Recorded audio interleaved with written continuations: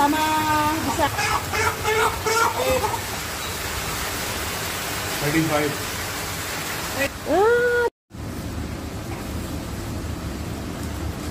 Nag-umpisa na siyang magluto ng gisa ng sibuyas, bawang at luya. At ayan, isunod na yung chicken. Gisa-gisa lang, mga lod. Sarap ng amoy. Amoy pa lang, ulam na. Nilagay ang tanglad. Sayote. Ayan ang sayote.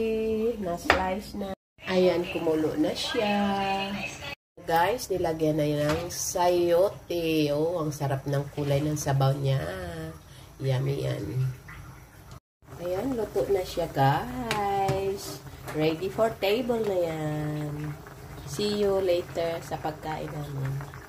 Ayan na, nasa table na siya. Ayan, magpuna muna tayo. Pag sobrang close, masira yung tail na manok din. May yelo pang kulot. Sarap ng sabaw talaga. Oh. Sabaw pa lang ulam na yan. Wala lang kami.